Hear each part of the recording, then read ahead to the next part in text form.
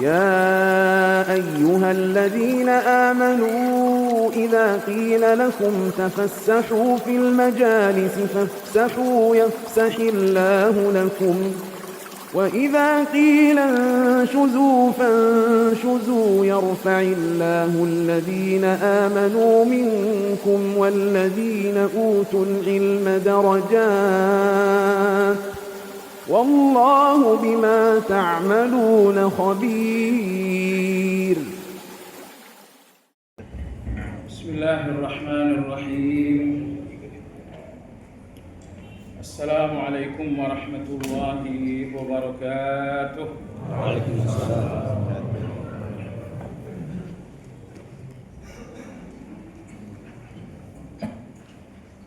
الحمد لله حمدا كثيرا طيبا مباركا فيه كما يحب ربنا ويرضى، وأشهد أن لا إله إلا الله وحده لا شريك له، وأشهد أن محمدا عبده ورسوله لا نبي بعده. اللهم صل وسلم على محمد وعلى آله وأصحابه ومن اهتدى بهديه إلى يوم الدين. يا أيها الذين آمنوا اتقوا الله حق تقاته ولا تموتن إلا وأنتم مسلمون. Kaum muslimin wal muslimat rahimakumullah. Insyaallah kajian Az-Zuhd wal Raqaiq malam ini akan memasuki pembahasan mengenai zammu al-ujubi. Artinya celaan terhadap ujub. Ujub artinya merasa hebat. Itu terjemahan secara gampang. Merasa hebat karena faktor fisik, merasa hebat karena faktor kecerdasan, merasa hebat karena faktor jabatan, karena faktor nasab dan keturunan, karena faktor harta, karena faktor banyak pendukung alias popularitas. Ini semuanya nikmat-nikmat dari Allah yang nyatanya membuat seseorang merasa hebat. Jamaah sekalian, sejatinya setiap nikmat Allah itu kita gunakan untuk menonjolkan Allah, bukan untuk menonjolkan diri. Misalnya ketika Allah berikan saya harta, saya tonjolkan Allah dengan harta. Saya katakan ini saya ada harta, karena Allah Maha Baik, Allah kasih saya harta. Saya seorang pejabat, Allah kasih saya jabatan karena Allah Maha Memberi. Semestinya dengan nikmat-nikmat itu kita makin mengakui Allah. Dengan nikmat-nikmat itu kita menonjolkan Allah di hadapan manusia. Itu idealnya. Tapi kemudian datanglah orang-orang yang tidak mengerti syukur, sehingga nikmat yang seharusnya digunakan untuk menonjolkan Allah, justru mereka gunakan untuk menonjolkan diri. Kau lihat harta saya sangat banyak, oh itu karena saya jenius. Saya jenius. Kau lihat jabatan saya, karir saya semakin tinggi, itu karena saya memang sukses. Jadi yang ditonjolkan dengan nikmat-nikmat ini adalah dirinya. Inilah tipe orang-orang yang gak mengerti syukur. Dan inilah tipe orang-orang yang ujub. Nah, jadi oleh sebab itu jamaah sekalian yang saya hormati, fahami hakikat ini sebaik-baiknya, bahwa Allah berikan Anda nikmat yang sangat banyak, agar setiap nikmat itu Anda gunakan untuk mengakui Allah dan menonjolkan Allah. Jangan sampai Allah limpahkan Anda nikmat yang banyak, lalu nikmat-nikmat ini Anda gunakan untuk menonjolkan diri. Bandingkan 2 milioner dalam Al-Quran. Milioner pertama adalah Qarun. Allah berfirman tentang Qarun, qala innama utituhu ala ilmin indi.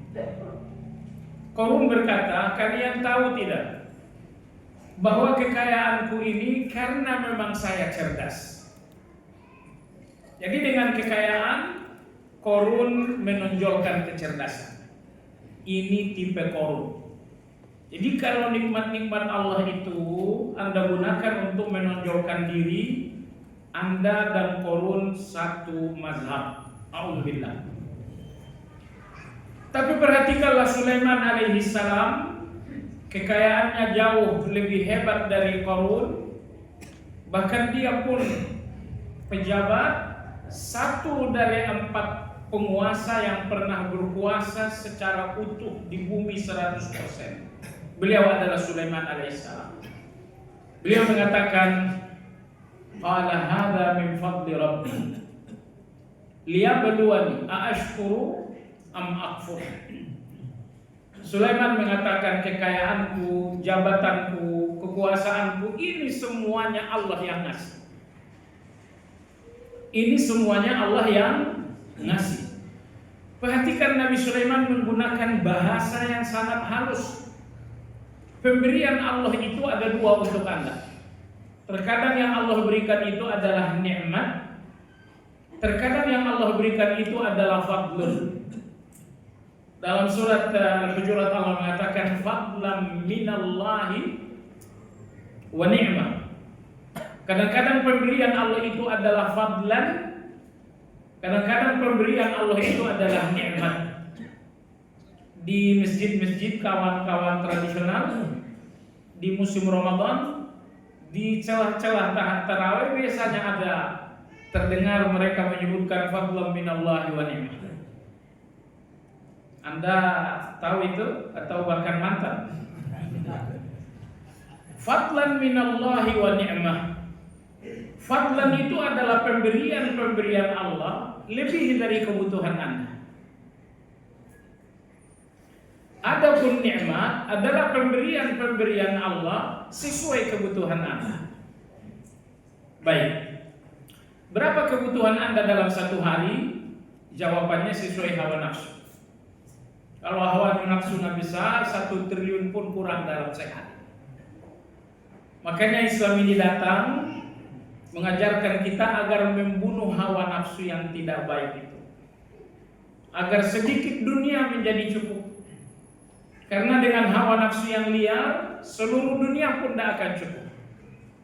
Anda penguasa di dunia 100%, kekayaan seluruh dunia Anda bisa kendalikan, tapi kalau hawa nafsu ini masih liar, itu semuanya masih kurang. Jadi percayalah bahwa hidup Anda, nikmat Anda sebenarnya cukup kalau hawa nafsu Anda dikekang. Tapi berapapun uang yang Anda peroleh dalam sehari akan selalu kurang kalau hawa nafsu ini tetap dibiarkan. Nah, baiklah jemaah sekalian yang saya hormati, misalnya kebutuhan satu hari Anda adalah 100.000, dan ternyata hasil dagang hari ini 300.000. 300.000 dan kebutuhan Anda tadi 100.000. 100.000 itu kebutuhan Anda dinamakan dengan nikmat. Kelebihan 200.000 dari kebutuhan Anda itu dinamakan dengan fadlan. Maka Allah yang maha baik tidak cuma memberikan Anda nikmat, tapi Allah juga memberikan Anda fadlan. Terus terang, jujur kita mengaku bahwa Allah lebih sering memberikan fadlan daripada sekedar nikmat. Kalau Anda tidak melihat fadlan atau bahkan Anda tidak melihat nikmat, itu karena hawa nafsu ini sangat besar. Saya ulangi, kalau hawa nafsu ini sudah sangat besar, Anda bahkan gak akan melihat nikmat, Anda pun tidak melihat fadlan. Baiklah jemaah sekalian yang saya hormati. Jadi fadlan, nikmat. Mudah-mudahan Anda sudah bisa membedakan ini. Nabi Sulaiman ketika beliau berbicara tentang kekayaan, tentang jabatan, bahkan tentang kenabian dan kerasulan, lebih dari itu tentang nasab. Subhanallah, coba kita hitung nikmat Allah pada Sulaiman. Dari segi nasab keturunan, ayahnya adalah seorang rasul, yaitu Nabi Daud alaihissalam. Dari segi status di dalam keagamaan, beliau adalah seorang rasul. Status politiknya, beliau adalah seorang raja. Status ekonominya, beliau adalah seorang milioner. Status maritalnya, dia memiliki sebanyak 100 istri. Wah, Masya Allah. Anda bayangkan itu jemaah sekalian, ada yang mau jadi Sulaiman? Jadi dengan nikmat yang banyak ini, maka Sulaiman mengatakan, hada min fadli Rabbi. Ini semuanya fadlan dari Allah. Liyabluwani aashkuru am akfur. Semua fadlan dari Allah ini adalah ujian. Ujian syukur ataukah saya akan menjadi kufur. Nah, jadi yang kita garis bawahi adalah bahwa Sulaiman alaihissalam dengan gunung-gunung nikmat yang dia miliki, beliau mengatakan ini adalah pemberian Allah. Maka orang yang bersyukur, orang yang tahu diri, selalu menggunakan nikmat untuk menonjolkan Allah. Tapi orang yang gak tahu diri macam Qarun, selalu menggunakan nikmat untuk menonjolkan diri. Nah, jadi kenali diri Anda. Apakah Anda termasuk sejalan dengan Sulaiman, yakni selalu menggunakan nikmat untuk menonjolkan Allah, atau jangan-jangan Anda tergelincir menggunakan nikmat untuk menonjolkan diri? Secara umum mentalitas manusia di dalam nikmat itu ada 3. Mentalitas manusia dalam memiliki nikmat ada 3 mentalitas. Mentalitas yang pertama dan yang kedua adalah mentalitas yang akan selamat dari wujud. Adapun mentalitas yang pertama, orang-orang yang menerima nikmat tetapi dengan rasa takut. Mereka terima nikmat Allah, tapi nikmat ini datang, hati mereka takut. Kenapa mereka takut dengan nikmat? Mereka sadar bahwa hak Allah di dalam nikmat lebih besar daripada hak saya. Hak Allah di dalam nikmat lebih besar daripada hak saya. Karena hak Allah di dalam sebuah nikmat lebih besar daripada hak saya khawatir hak Allah ini tidak tertunaikan. Saya khawatir justru hak Allah itu saya rampas untuk saya. Ambil contoh.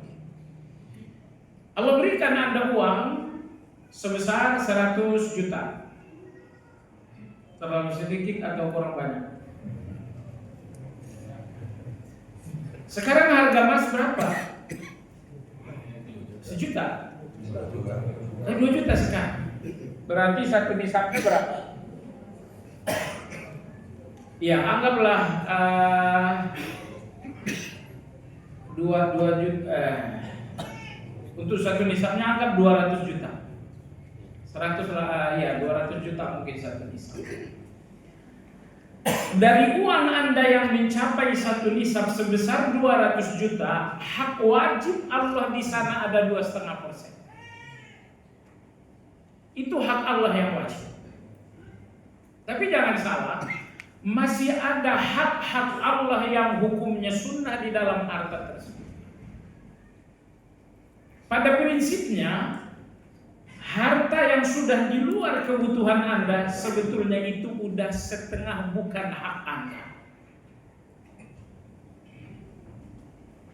Harta Anda yang sudah lebih dari kebutuhan sebenarnya itu tidak lagi masuk kategori hak Anda secara utuh. Misalnya kebutuhan saya 100.000 dan saya ada uang 1 juta. Di sini ada kelebihan 900 juta. 900.000 ini kelebihan dari kebutuhan, ini sebenarnya setengah bukan hak saya. Karena maka Allah berfirman, "Wa fi amwalikum haqqum ma'lum lis-sa'ili wal mahrum." Di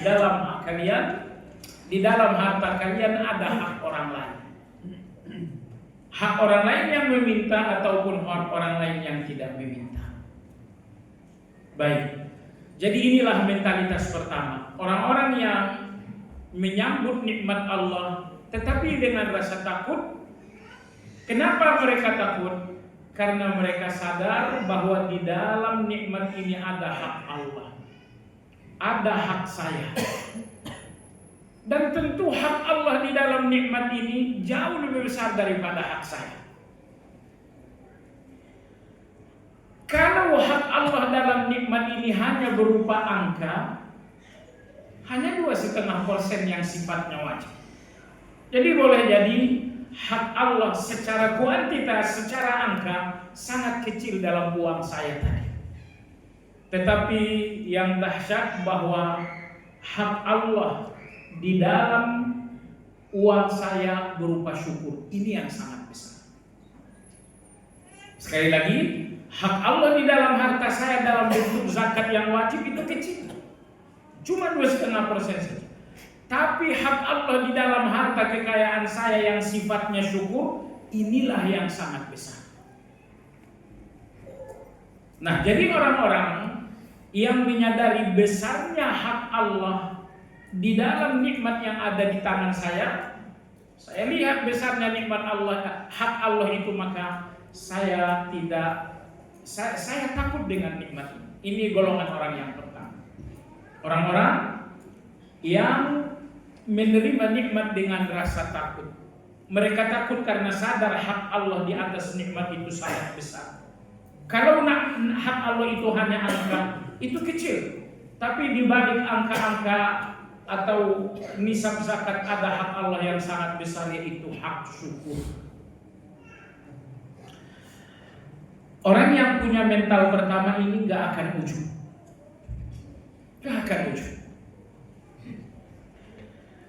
Baik, nomor 2, orang-orang yang menerima nikmat Allah itu dengan rasa gembira. Allah berikan nikmat sehat, nikmat uang, nikmat jabatan, nikmat bisnis yang terus-menerus maju. Mereka gembira dengan nikmat Allah. Namun mereka tidak gembira karena nikmatnya, tapi karena yang ngasih adalah Allah. Saya berikan Anda satu gambar.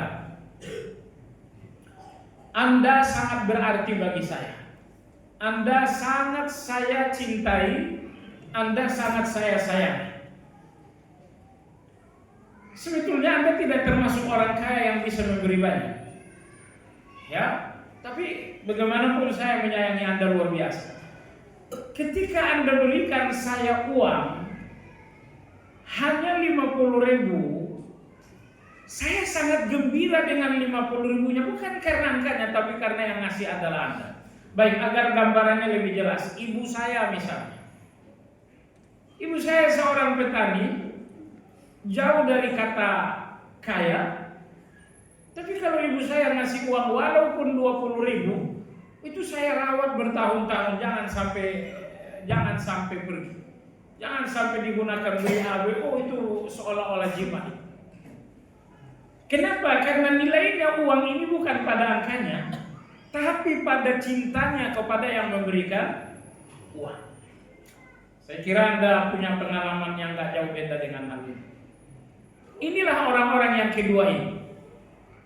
Mereka sangat gembira dengan nikmatnya, tapi bukan karena nikmatnya, tapi karena mereka sadar ini Allah yang ngasih. Sehingga yang kedua ini tidak mau tahu jumlah nikmat itu berapa. Mau hari ini dapat nikmat 1.000, mau dapat nikmat 10.000, 100.000, apalagi 1 juta dan 1 miliar. Mereka bergembira karena gembira mereka bukan karena jumlahnya, melainkan karena yang ngasih adalah Allah. Sehingga yang mereka lihat di dalam nikmat ini adalah Allahnya yang mereka lihat. Oh Masya Allah, Allah pilih saya. Allah pilih saya untuk mendapatkan nikmat. Masya Allah, di depan Allah banyak orang yang lebih baik dari saya. Tapi Allah memilih saya yang bukan siapa-siapa untuk menjadi tempat pemberian. Nah ini nomor 2. Mereka bergembira dengan nikmat bukan karena jumlahnya, bukan karena angkanya, tapi karena yang ngasih adalah Allah. Nomor 2 ini pun tidak akan wujud dengan pemberian Allah. Walaupun satu hari Allah kasih 1 miliar, mereka gak akan wujud. Karena gembira mereka dengan uang, bukan karena uangnya, bukan karena angkanya, tapi karena yang ngasih adalah Allah. Orang-orang beriman jamaah sekalian, hati mereka benar-benar meleleh mencintai Allah itu. Orang-orang beriman itu bahkan kalau Allah butuh nyawa mereka, mereka pun tidak akan tawar-menawar. Ya Allah, kau ingin nyawa ku ambil. Itu orang yang beriman. Begitu mereka mencintai Allah, sehingga kalau Allah ingin nyawa mereka sekalipun, mereka mengatakan nyawa ambil kalau kau. Orang beriman itu tidak pernah jual mahal kepada Allah. Semua orang-orang beriman selalu jual murah kepada Allah. Tidur malam mereka dijual murah. Kesibukan mereka dikorbankan dengan harga yang murah. Tak ada jual murah, tak ada jual mahalnya orang beriman kepada Allah Azza wa Jalla. Nah baik, ini nomor 2. Nomor 2 ini pun gak akan mungkin wujud. Kalau gembira Anda dengan nikmat, gembira Anda dengan harta, gembira dengan yang memberi, bukan gembira dengan angkanya. Yang memberi adalah Allah, itu yang menjadi kegembiraan Anda, bukan angkanya yang fantastis. Kalau Anda punya mental nomor 2 ini, insya Allah Anda pun tidak akan wujud dengan nikmat itu. Kemudian mental yang ketiga. Mental yang ketiga inilah mentalnya kaum ujub. Apa itu? Mereka-mereka yang sangat bergembira dengan dunia, bergembira dengan uang, bergembira dengan harta, bergembira dengan harta karena angkanya, karena jumlahnya, karena ambisi-ambisi yang akan bisa mereka dapatkan dengan harta tersebut. Kamu kenapa gembira dengan uang? Oh, saya mau jalan-jalan ke Eropa. Jadi ada ambisi yang akan bisa diwujudkan dengan adanya uang tersebut. Nah, jemaah sekalian, kalau gembira Anda terhadap sebuah dunia, sebuah nikmat, karena nikmatnya atau karena ambisi yang akan Anda peroleh melalui nikmat tersebut, gembira yang ketiga ini 100% muqaddimah ujub. 100% gerbang Anda untuk menjadi seorang yang ujub. Jadi baik, kalau begitu jemaah sekalian, poin penting pada kajian malam ini, kenali mental Anda bersama nikmat. Kalau Anda memiliki mental 1, mental 2, Anda selamat dari ujub. Tapi kalau mental Anda dengan nikmat adalah nomor 3, 100% Anda adalah sosok-sosok ujub. Terserah kita ini sholat malam, bahwa kita ini puasa Senin Kemis, tapi hati Anda kotor, isinya ujub. Jangan-jangan puasa Senin Kemis ini akan jadi ujub Anda. Jangan-jangan sholat malam itu akan menjadi ujub Anda. Hati-hati. Baik, itu poin yang pertama. Mentalitas manusia dalam menerima nikmat. Poin yang kedua jemaah sekalian, kecaman dan larangan-larangan ujub di dalam dalil. Kecaman dan larangan-larangan ujub dalam dalil. Yang pertama kita lihat pada ayat 25 dalam surat At-Taubah. Allah Tabaraka wa Ta'ala berfirman, "Wa yawma Hunainin id a'jabatkum kathratukum falam tughni 'ankum syai'an. Laqad nasarakumullahu fi mawatin katsiratin wa yawma Hunain id a'jabatkum kathratukum falam tughni 'ankum syai'an wa dhaqat 'alaykumul ardu bima rahabat thumma wallaytum mudbirin." Ayat ini bercerita tentang perang Hunain yang terjadi antara kaum muslimin yang notabene dikomandoi Nabi Shallallahu Alaihi Wasallam untuk melawan dan menumpas satu suku kecil di pinggiran kota Mekah. Pasalnya begitu Nabi kita berhasil menaklukkan kota Mekah, berhala-berhala yang jumlahnya 360 ekor berhala, satu pun belum ada yang ditumbangkan oleh Nabi. Tiba-tiba berhembuslah sebuah berita bahwa suku tertentu telah memobilisasi kekuatan untuk melakukan penyerangan. Apa yang dilakukan Nabi Shallallahu Alaihi Wasallam? Nabi menunda pembongkaran berhala yang jumlahnya 360 berhala ini. Nabi bersegera untuk mengkondisikan pasukan menghadapi suku tersebut. Padahal kalau kita lihat berhala ini syirik, tapi sementara tak berbahaya. Nah, cuma suku ini sekarang ini bahaya. Nabi berinisiatif mendahulukan yang berbahaya lebih besar daripada yang sementara tidak berbahaya. Berangkatlah Nabi kita ke lokasi di mana suku ini berkonsentrasi. Nabi kita datang dengan pasukan yang jumlahnya ribuan. Tapi terdengarlah di kalangan sahabat sebuah ucapan, lan nughlabal yawma an qillah. Hari ini kita nggak mungkin kalah karena jumlah. Karena kita sangat banyak. Kita jauh lebih banyak daripada mereka, jadi kita nggak mungkin kalah. Ini ucapan salah seorang pasukan. Apa yang terjadi jamaah sekalian? Sesampainya di lokasi, ternyata orang-orang kafir ini satu pun gak ada yang nampak. Di mana mereka? Sehingga Nabi kita dan para sahabat yang jumlahnya ribuan bingung. Kita udah sampai ke lokasi, mestinya mereka menunggu dan tidak ada.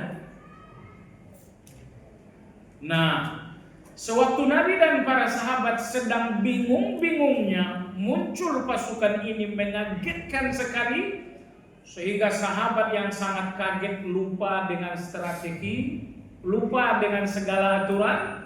Yang terfikir oleh semua sahabat bagaimana berlari menyelamatkan diri. Jadi udah diatur, kamu sayap kanan, kamu sayap kiri, kamu pasukan pemanah, kamu pasukan berkuda. Semuanya sudah diatur oleh Nabi Shallallahu Alaihi Wasallam. Tapi orang kafir yang berhasil mengelabui kaum muslimin kemudian bingung luar biasa. Di situasi bingung itulah mereka mengagetkan sehingga strategi yang telah direncanakan Nabi semuanya buyar. Tidak ada yang ada dalam pikiran Nabi, ada pikiran para sahabat, kecuali gimana caranya berlari. Sampai-sampai subhanallah, sebagian sahabat berlari jauh lebih cepat daripada kudanya. Saking kagetnya. Mestinya kuda lebih cepat bukan? Ini tidak, saking kagetnya mereka berlari melebihi kecepatan kuda. Mereka berlari. Nabi mengatakan, wahai orang-orang muhajirin, orang-orang Madinah, ayo berkumpul. Tidak ada lagi yang mendengarkan Nabi Shallallahu Alaihi Wasallam. Akhirnya Nabi memanggil mereka dengan gelar. Kata Nabi, ya ahla suratul Baqarah, berkumpullah. Wahai kalian penduduk suratul Baqarah, berkumpullah. Maksudnya adalah orang-orang Madinah. Karena surat Al-Quran yang pertama turun di kota Madinah adalah surat Al-Baqarah. Maka Nabi tidak memanggil mereka dengan orang Madinah. Nabi mengatakan, wahai kalian ahli suratul Baqarah, berkumpullah, berkumpullah. Tapi tidak ada yang menyahut Nabi. Semua sahabat sudah terlalaikan disebabkan karena kekagetan yang luar biasa tadi.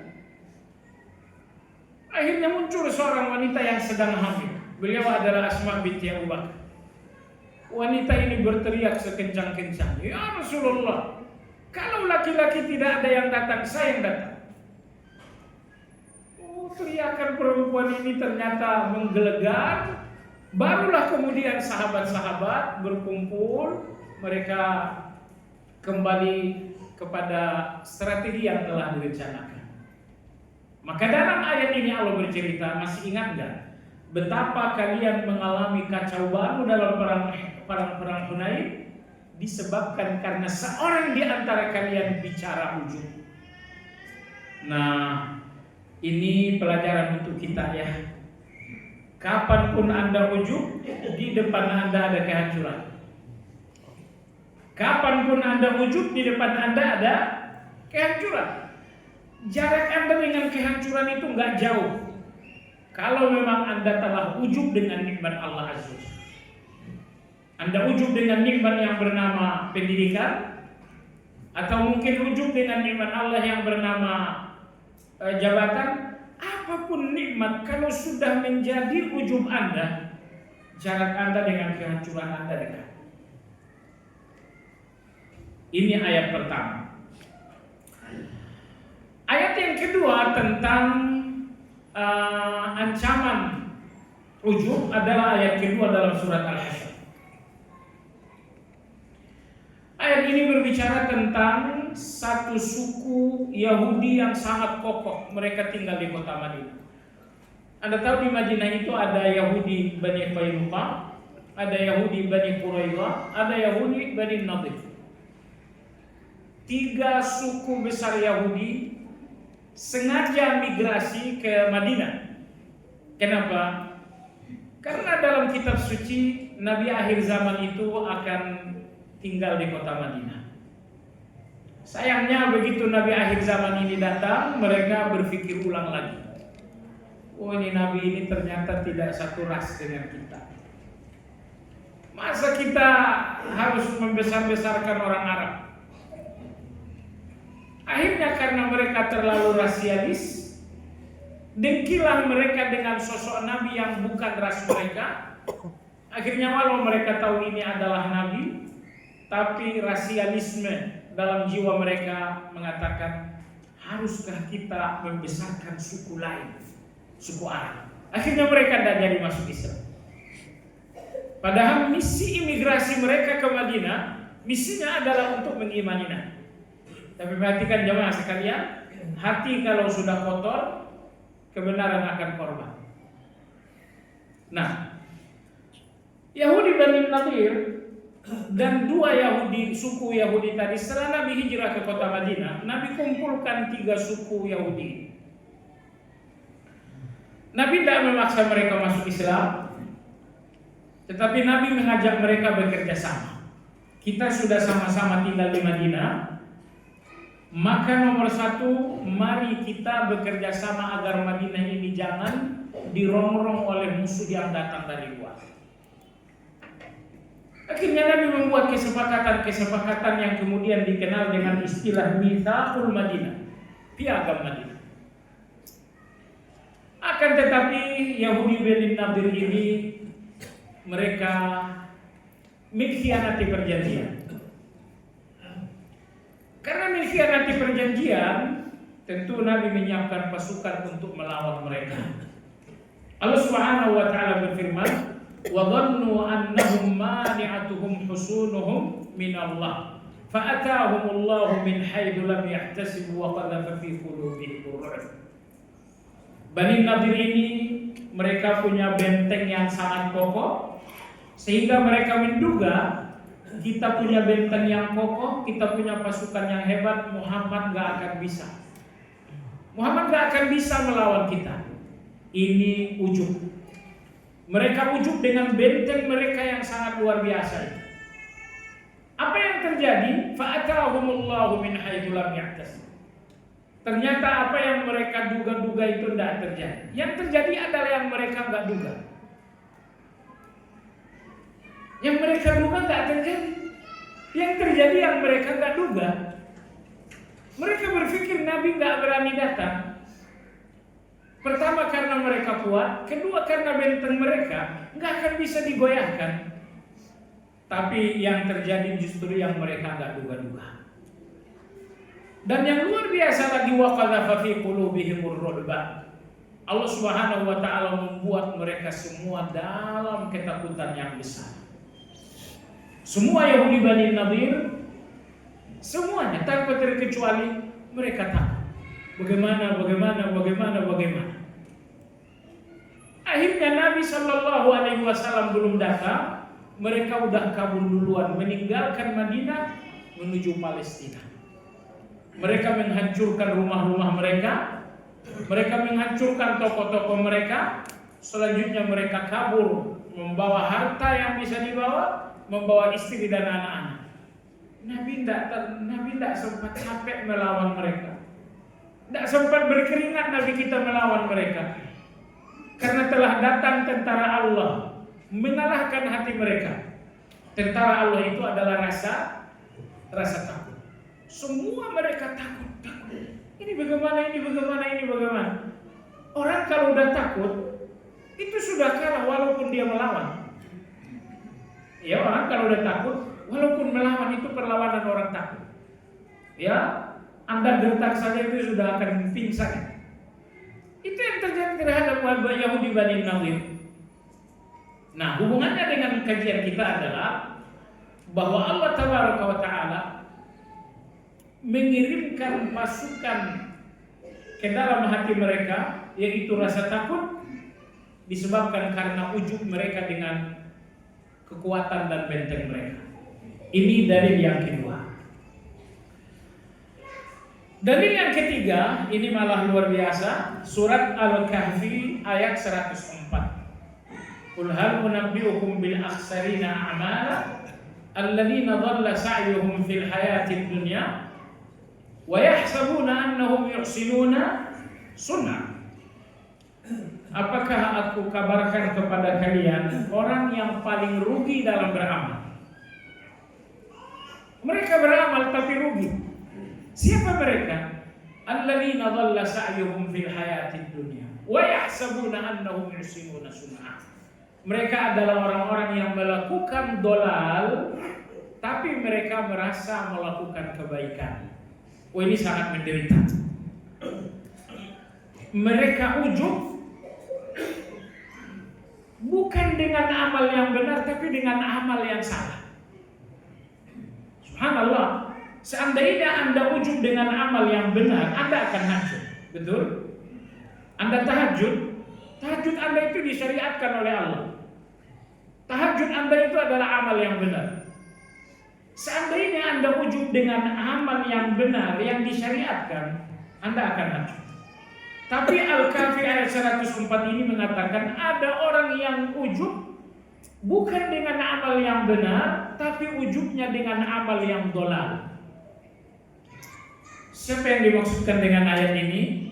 Jawabannya mereka adalah ahli-ahli bid'ah. Mereka adalah ahli-ahli bid'ah.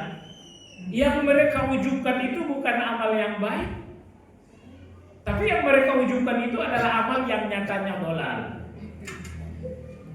Apa yang dimaksud dolal? Dolal itu artinya sesat. Apa yang dimaksud sesat? Coba Anda renungkan ketika Anda berjalan lalu tersesat. Anda berjalan kemudian tersesat. Apa yang terjadi? Anda menganggap benar tapi ternyata salah.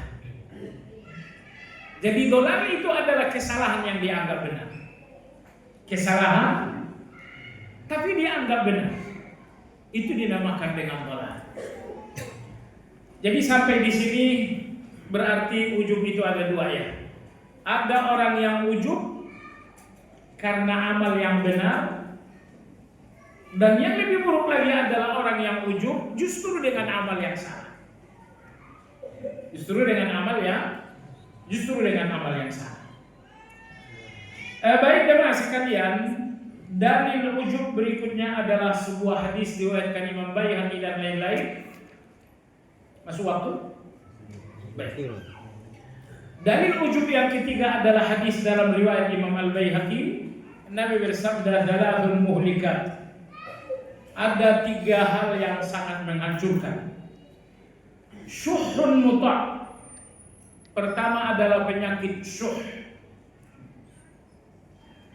Penyakit syuh. Saya nggak tahu bahasa Indonesia. Yang dimaksud dengan syuh, rakus nyari uang, pelit ngeluarin uang. Itu apa namanya? Bahasa Arabnya syuh. Bahasa Indonesianya satu kata apa? Giliran nyari uang rakus, giliran keluar uang pelit. Bahasa Indonesianya apa? Satu kata. Hah? Kemaruk. Wallahu alam, tapi itulah penyakit syuh. Penyakit syuh adalah serakah nyari uang, tapi giliran ngeluarinnya sangat pelit, sangat kikir. Ini namanya syuh. Seandainya ada orang yang serakah nyari uang, tapi memberinya juga luar biasa, itu bukan syuh. Atau ada orang yang biasa-biasa aja nyari uang, tapi memang pengeluarannya, infaknya juga biasa-biasa, itu tidak syuh. Syuh itu adalah masuknya jelek, keluarnya jelek. Masuknya dengan cara rakus, keluarnya dengan cara kikir. Kata Nabi, penyakit seperti ini sangat menghancurkan. Penyakit kedua yang sangat menghancurkan, kata Nabi, adalah hawan muttaba', hawa nafsu yang dituruti. Dan yang ketiga adalah ijabul mar'i bi nafsihi, yang ketiga adalah ujub. Saya kira masuk waktu kita kumandangkan azan sejenak.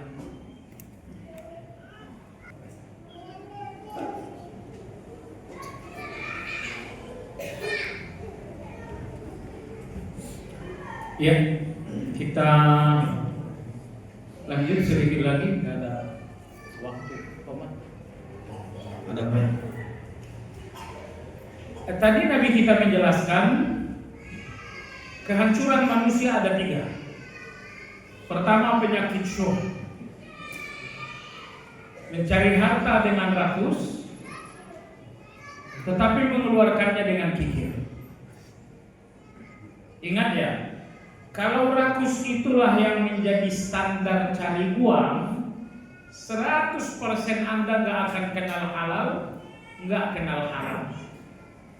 Anda nggak akan peduli dengan gambling, nggak akan peduli dengan manipulasi, nggak peduli dengan berbagai larangan-larangan. Itu kalau serakah yang menjadi standar cari uang. Dan kalau ternyata keluarnya uang ini dengan kikir, artinya Anda nggak berguna bagi orang lain. Uang banyak, tapi kalau Anda kikir, apa gunanya uang Anda ini untuk orang lain? Maka kehancuran yang pertama adalah penyakit syuh. Kehancuran yang kedua, kata Nabi kita, adalah hawan muttaba', hawa nafsu yang dituruti. Kita semua punya hawa nafsu jamaah sekalian. Tapi hawa nafsu ini untuk dikendalikan. Sehingga manusia terkait hawa nafsu ini ada 2 golongan. Ada orang yang mengendalikan hawa nafsu dan menguasai hawa nafsu. Nomor 2, ada orang yang justru dikendalikan dan dikuasai oleh hawa nafsu. Dan Allah memberikan kita akal sehat. Selanjutnya Allah memberikan kita iman, agar dengan akal sehat dan dengan iman ini kita bisa mengendalikan si hawa nafsu tadi. Tapi justru sebagian orang, ya, akal sehat mereka lemah, iman mereka lemah, sehingga hawa nafsulah yang mengendalikan mereka. Jadi kalau hidup ini patokannya adalah hawa nafsu, standarnya hawa nafsu, ini adalah kehancuran yang kedua. Kehancuran yang ketiga kata Nabi adalah i'jabul mar'i bi nafsihi, yaitu ujub, merasa hebat, merasa di atas orang. Nah, setidaknya orang yang ujub ini akan memiliki dua penyakit besar, dua penyakit berbahaya. Penyakit pertama, orang-orang yang ujub biasanya nggak akan mengambil pelajaran dari orang lain. Anda ngasih saran, Anda ngasih nasihat, kalau dia seorang yang ujub, merasa diri di atas Anda, nggak mungkin dia dengarkan saran-saran dan nasihat Anda. Ini penyakit orang ujub yang pertama. Tidak akan mengambil pelajaran, manfaat, nasihat dari orang lain. Kemudian bahaya orang ujub yang kedua adalah merasa hebat walaupun salah. Kadang-kadang dia udah salah tapi masih merasa hebat dengan kesalahan. Ada orang yang salah merasa salah, itu bagus. Tapi orang ujub itu adalah orang yang salah tapi merasa benar. Nah, ini bahaya nomor dua orang ujub. Jamaah sekalian yang saya hormati, ancaman ujub berikutnya, larangan ujub berikutnya Anda lihat dalam surat An-Najm ayat 32. Allah Subhanahu wa taala berfirman, "Fala tuzakku anfusakum. Huwa a'lamu biman ittaqa." Janganlah kalian menganggap suci diri kalian, menganggap suci bahwa saya nggak ada dosa, menganggap suci bahwa saya nggak ada salah. Jadi orang-orang yang merasa saya nggak ada salah, saya nggak ada dosa, ini orang yang tuzakku anfusakum, ini orang yang menganggap diri suci. Huwa a'lamu biman ittaqa. Hanya Allah yang benar-benar tahu siapa orang yang bertakwa itu. Jadi terlepas dengan kebaikan Anda yang banyak, jangan merasa suci sampai Anda lupa dengan dosa-dosa Anda, sampai Anda lupa dengan kesalahan-kesalahan Anda. Nah, jemaah sekalian, jadi kalau yang ada di depan mata Anda adalah kebaikan Anda, dan Anda nggak lagi ingat dengan kesalahan-kesalahan Anda, ini namanya orang-orang yang tuzakku anfusakum. Ini adalah orang-orang yang melihat diri dengan pandangan suci. Seharusnya dibalik. Dibalik dalam arti lebih banyaklah melihat dosa dan kesalahan Anda daripada melihat kebaikan Anda. Karena melihat kebaikan Anda dan melihat kejahatan itu yang membuat kita beruntung. Kita akan memperbaiki, kita akan taubat, dan kita akan menjadi lebih rendah. Kemudian Ibnu Mas'ud radhiyallahu taala berkata, ini masih tentang tahzir atau ancaman ujub. Kata Ibnu Mas'ud, al-halaku fitnatain, al-qunutu wal-ujubu. Ibnu Mas'ud berkata, kehancuran seseorang ada dalam dua hal, yaitu putus asa, yang kedua adalah ujub. Putus asa dan ujub. Kata Ibnu Mas'ud, ini kehancuran seseorang. Kenapa? Karena orang-orang yang putus asa dan orang-orang yang ujub tidak akan produktif, nggak akan berkembang. Orang yang putus asa tidak mungkin bekerja, mereka tidak akan produktif, mereka nggak akan berjuang, mereka nggak akan bersungguh-sungguh, mereka udah putus asa. Gampangnya dia berdagang, putus asa nggak laris-laris. Karena udah putus asa sudah, semangat perjuangannya akan mati dengan putus asa tersebut. Maka kehancuran seseorang yang pertama adalah putus asa. Karena orang yang putus asa adalah orang yang lemah, orang yang nggak punya energi berjuang lagi. Kemudian kehancuran orang yang kedua kata Ibnu Mas'ud adalah orang yang ujub. Orang yang ujub itu orang yang sudah merasa hebat sehingga mereka pun tidak akan sungguh-sungguh lagi. Mereka sudah merasa saleh sehingga mereka akan tidak beramal saleh lagi. Mereka sudah merasa pintar sehingga tidak perlu lagi sekolah tinggi-tinggi. Maka kalau seseorang sudah ujub, dia tidak akan produktif. Kalau seseorang sudah putus asa, dia pun akan hilang kesungguhan dalam berjuang. Sehingga kata Ibnu Mas'ud, kehancuran seseorang ada dalam dua hal tersebut. Jemaah sekalian yang saya hormati, itulah beberapa dalil-dalil mengenai bahaya dan larangan ujub dalam Al-Quran, dalam hadis, dan dalam ucapan Ibnu Mas'ud radhiyallahu ta'ala. Poin berikutnya jemaah sekalian adalah apa bahayanya ujub ini? Bahaya ujub ada dua ya. Pertama, bahaya ujub antara Anda dengan orang lain. Dan yang kedua adalah bahaya ujub antara Anda dengan Allah Subhanahu wa ta'ala. Adapun bahaya ujub antara Anda dengan orang lain, bahwa ujub itu mengakibatkan takabur. Takabur kita udah bicara pada pertemuan lalu. Jadi ternyata tidak akan tumbuh takabur kecuali di dalam jiwa yang telah ujub. Dengan kata lain, pangkal takabur itu adalah jiwa yang ujub. Inilah bahaya pertama ujub, bahwa Anda akan takabur kepada orang lain. Takabur kepada orang lain artinya merendahkan orang lain. Oh, si fulan ini baru belajar 2 hari. Oh, si fulan ini belum mengerti persoalan.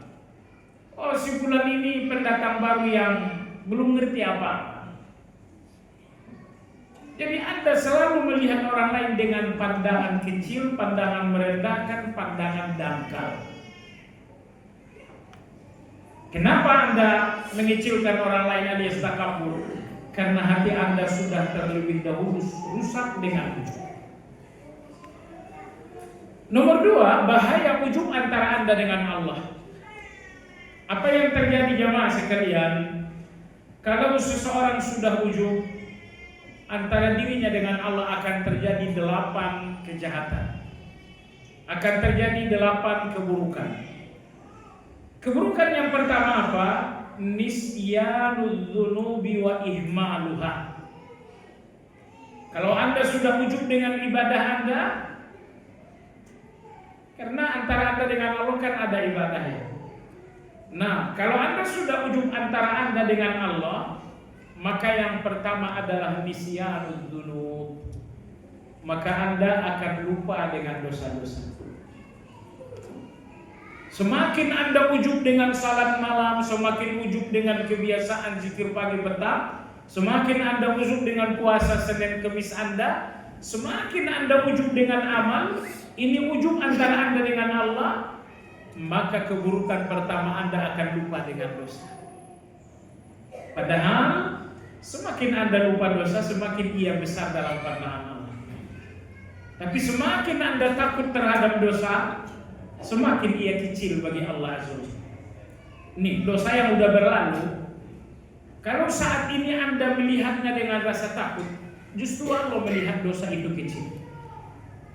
Tapi kalau dosa yang berlalu itu Anda sudah abai, Anda udah gak peduli, Anda udah lupa, semakin Anda lupakan dosa itu, justru ia semakin besar bagi Allah Azza wa Jalla. Ini bahaya yang pertama. Kemudian yang kedua adalah bahaya yang kedua, fayastasghiru fala yajtahidu fi izalati. Bahaya yang kedua adalah mengecilkan dosa. Yang pertama melupakan.